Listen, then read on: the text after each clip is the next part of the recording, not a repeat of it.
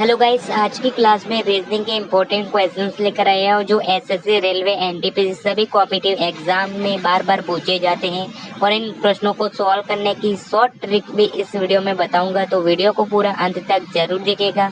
तो आइए दोस्तों, स्टार्ट करते हैं आज की क्लास। ये बताएंगे। अब ये क्वेश्चन दोस्तों कौन सा है? सेटिंग अरेंजमेंट का है। तो ध्यान रखना कितने जने, 1 2 3 4 5 6 जने और 7 जनों का कोड है। देखो आपको जो कोडिंग दी है ना दोस्तों, वो 7 जनों की ही दी है, 7 जनों की। तो सेटिंग अरेंजमेंट का क्वेश्चन दिया ना, हर क्वेश्चन 7 नंबर 7 जनों का ही बता रहा है। 4 और 2 6 और 1 ही हमारा 7। ठीक है, हमने ये 7 कॉलम बना लिए। एक बार रुको, इसको में से, हाँ हमने यहाँ पर ये 7 कॉलम बना लिए। अब हम क्वेश्चन को सॉल्व करते हैं।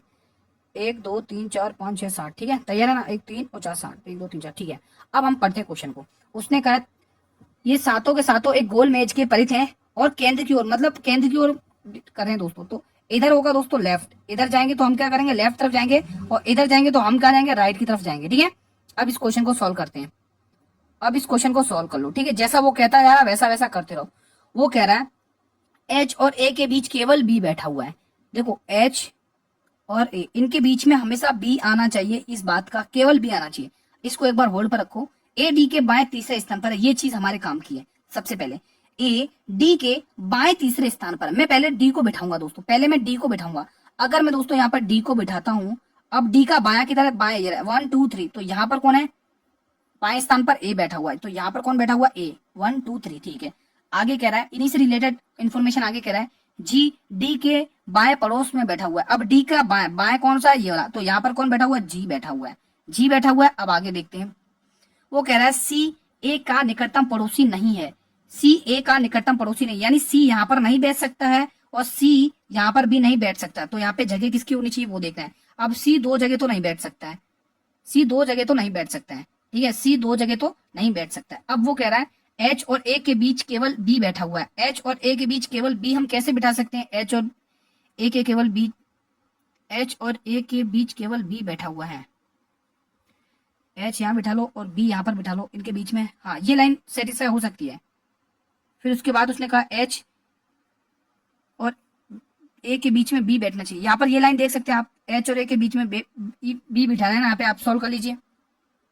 आप दोस्तों ये कर सकते हैं, ये बेटर रहेगा, ये आप कर सकते हैं दोस्तों। इसमें देखिए उसने कहा है कि जो एच और ए, इनके बीच में बी बैठना चाहिए दोस्तों। अगर आप यहाँ पे एच बिठाओगे और यहाँ पर दोस्तों आप बी बिठाओगे तो बीच में तो नहीं बन रहा है। तो आप यहाँ पर एक काम करेंगे, आपको क्या बिठाना है दोस्तों? एच यहाँ पर बिठाना है। एच कहाँ पर बिठाना है? एच यहाँ पर बिठाना है। एच को जैसे ही आप यहाँ बिठाओगे ना, जैसे ही एच को यहाँ बैठाओगे तो बी यहाँ पर बैठ जाएगा, बैठ जाएगा। अब इसकी कंडीशन सेटिस्फाई हो गई, एच और ए के बीच में आ गया ना बी, बिल्कुल आ गया। और सी यहाँ पर नहीं बैठ सकता, यहाँ पर भी, यहाँ पर, तो सी यहाँ बैठेगा। अब बचा कौन? आई, आई यहाँ पर आ जाएगा, बस खेल खत्म। अब उसने क्या पूछा है? आई के बाएं तीसरे स्थान पर कौन है? आई, आई का बाया, बाया किधर है? इधर है। 1 2 3, तीसरे स्थान पर एच है, ऑप्शन नंबर सी। ठीक है, अगला क्वेश्चन, क्वेश्चन नंबर 12।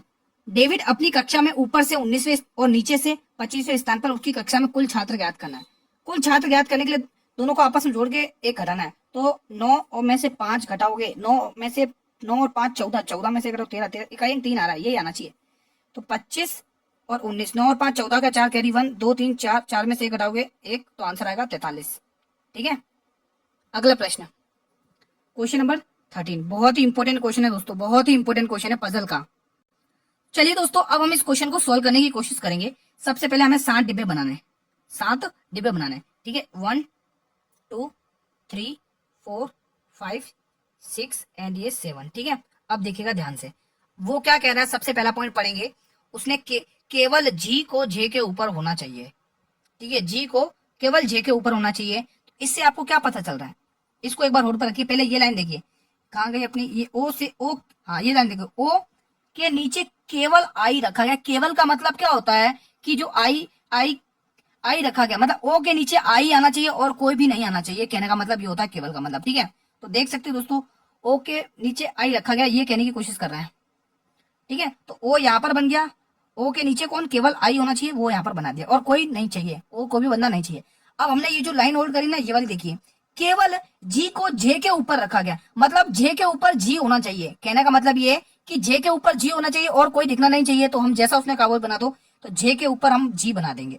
ठीक है, ये दो अपनी जगह पे बैठ गए। अब हमने जो लाइन बीच में होल्ड करी वो देखिए, जे और एच के बीच क्यू को रखा गया है। जे ये रहा और एच यहाँ पर आ जाएगा, तो यहाँ पर बीच में कौन आ जाएगा? क्यू।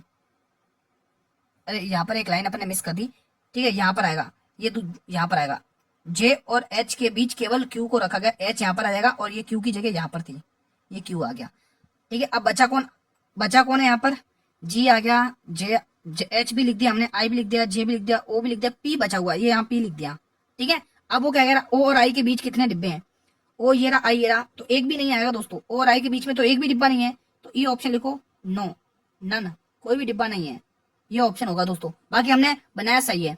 अगला प्रश्न, अंग्रेजी वर्णमाला के आधार पर दी गई श्रृंखला आपको चुनना है दोस्तों। अब हम थोड़ा सा फास्ट चलेंगे, देखिए दोस्तों, एफ 6 पे आता है, एल 12 पर +6, यहाँ पर भी देख सकते हैं 12, अच्छा रुको, एफ 6 पे आता है, एल 12 पे आता है, रुको यहाँ पर कुछ, एक मिनट, यहाँ पर अगर अपन कॉम्बिनेशन देखें तो अगर सब दो का इकाई अंक सेम है, दो का एक यहाँ पर +7 हुआ है ना, यहाँ पर -4 हो गया, वापिस +3।